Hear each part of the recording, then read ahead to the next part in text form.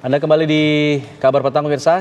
Kita masih bersama dengan Prof. Burhan dan juga Mas Hanta Yuda dari Poltreking dan juga Indikator. Saya ingin ke Mas Hanta. Mas Hanta, tadi kita sempat ditampilkan mengenai beberapa pemilih tadi, strong voter, undecided voter dan juga swing voter. Nah, tadi kalau kita lihat di strong voter ini masih 36%, artinya yang sudah mantap memilih begitu ya. Nah, ini kemudian kalau kita lihat dari hasilnya, apakah ini menunjukkan angka real di masyarakat sehingga 60%-an tadi ini benar-benar angka yang kalau kita lihat strong voter kan masih kecil nih. Nah, ini apakah memang angka real di masyarakat seperti itu bagaimana?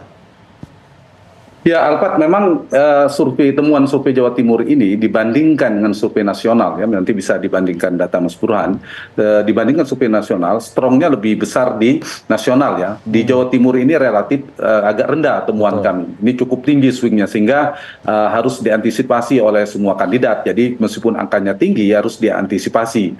Nah, ini ada cara dua cross tabulasi ya, dua pertanyaan. Kita menanyakan, ditanya apakah masih mungkin Bapak Ibu Saudara mungkin merubah pilihan, tidak merubah lagi, itu kan dianggap strong. Ada mungkin berubah itu kita anggap swing gitu. Nah, yang strong ini kalau tadi cara melakukan cross tabulasi, strong itu memang tersebar proporsional sesuai dengan elektabilitas, kelihatan dari tabel ini. Yang swing juga iya. Tapi bisa juga cara untuk membedah dari sisi misalnya setiap kandidatnya. Nah, itu cross tabulasi mulai misalnya pasangan Amin.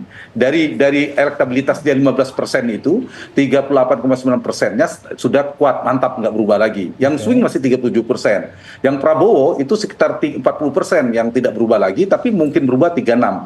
Nah, begitu juga yang di Ganjar. Jadi terbagi proporsional. Poin saya, untuk pemilih Jawa Timur ini, pemilih rasionalnya tinggi, tetapi yang masih mungkin berubah masih cukup tinggi. Nah, inilah menjadi salah satu faktor yang mungkin masih merubah dinamika, di mana tapi tidak panjang lagi, waktu kan tinggal 8 hari durasinya, Alpat. Apakah kalau tidak ada isu yang meledak, tidak ada dinamika yang luar biasa, nah ini yang sangat saya kira tidak terlalu jauh perubahannya. Nah, bergantung pada 3 hal nanti. Satu, apakah mereka tepat masing-masing kandidat ini dan timnya menyasar yang angka tadi, angka undecided dan swing voters tadi. Nah, di mana mereka itu disasar dengan waktu yang sangat singkat ini? Apakah bisa? Kalau tidak, ya biasanya ya yang masih ragu dia semakin mantap gitu. Yang kedua, memantapkan kerjanya masing-masing, memantapkan basisnya yang tadi masih belum mantap. Nah, yang ketiga, mobilisasi. Jadi menyasar, memantapkan dan mobilisasi ke TPS. Kalau sudah mantap, ini basisnya dia dianggap mantap, ya dimobilisasi ke TPS. Sehingga faktor tingkat partisipasi itu sangat menentukan di bagian akhir nanti. Misalnya dia basis tinggi di daerah X, tapi tingkat partisipasinya rendah. Nah, ini harus diantisipasi. Misalnya kita bicara PKS. PKS kan termasuk pemilih yang relatif militan datang ke TPS untuk menjelaskan mengapa Jawa Barat, Sumatera Barat, misalnya Depok dan sebagainya. Karena partisipasi di basis mereka tinggi. Nah, faktor ini saya kira menjadi penting untuk diperhatikan oleh seluruh kandidat. Nah, yang kedua saya ingin menambahkan terkait dengan ini ya, Jawa Timur dengan karakteristiknya tadi, selain dia memang lumbung elektoral, tadi Mas Burhan juga sudah menyampaikan, 16% berada di sana, dia akan menyumbang nanti secara nasional. Bahkan mungkin akan berpengaruh 1-2 putaran, agregatnya dia akan menyumbang sekian persen. Yang kedua, pemenang Pilpres itu betul sejak pemilu kita berlangsung secara langsung, Pak Susilo Bambang Yudhoyono maupun Pak Joko Widodo itu menang di Jawa Timur. Ditambah kekuatan politiknya kan tersebar. Aktor politiknya tersebar di Jawa Timur ini. Kalau kita perhatikan, beda dengan Jawa Tengah, ada 2 raksasa politik dan politik yang kuat, Jokowi dan PDIP dengan Ibu Mega. Ya, kira-kira itu mana terbelahnya. Sementara tadi, kalau Mas Burhan katakan tadi betul, PKB dan PDIP dulu, sekarang ada Gerindra. Kekuatan partainya tersebar. Kemudian ada kekuatan NU, ada kekuatan Pak Jokowi, pengaruh politiknya di sana.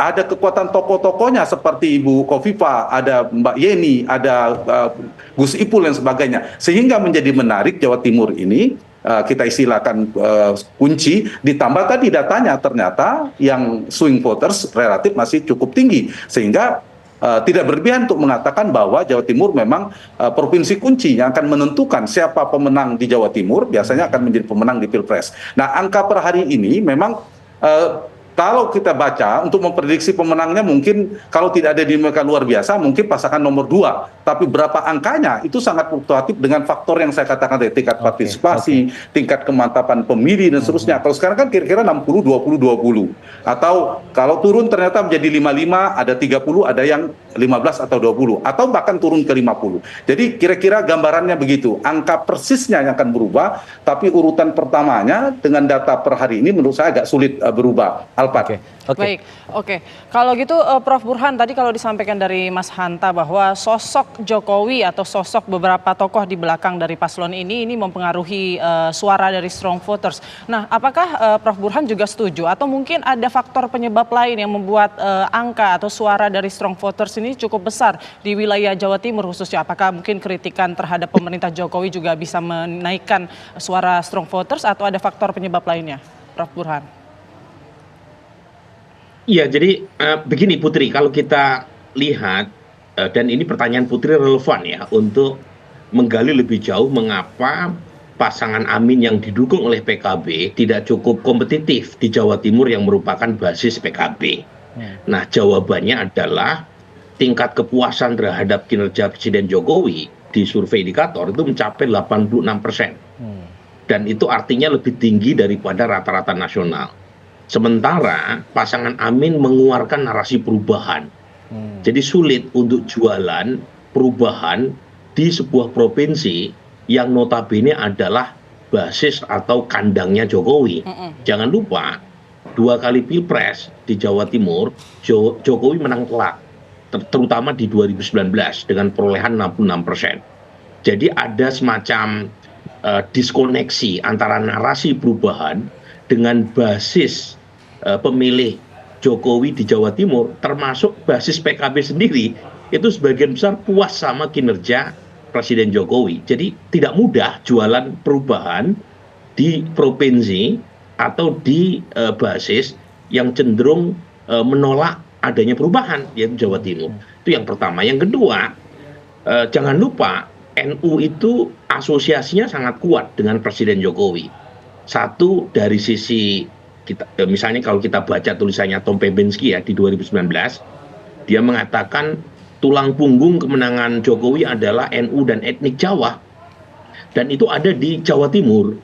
Jadi ketika NU gitu ya, meskipun dengan berbagai macam faksi, ada NU struktural, ada NU kultural, ada NU partai yang direpresentasikan oleh PKB, ada NU keluarga Gus Dur, punya afiliasi dan preferensi yang berbeda jelang 2024. Tetapi secara emosional, kedekatan NU dengan Presiden Jokowi itu nyaris tak terbantahkan.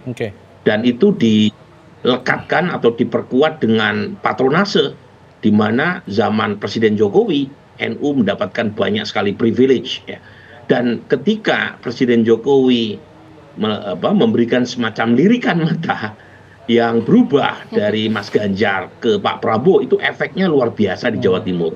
Jadi 2 faktor itu, satu adalah Presiden Jokowi, efek, yang kedua adalah NU yang membuat Pak Prabowo naik, meskipun Pak Prabowo dan Gibran itu secara kultural itu tidak merupakan tokoh yang lahir dari tradisi NU.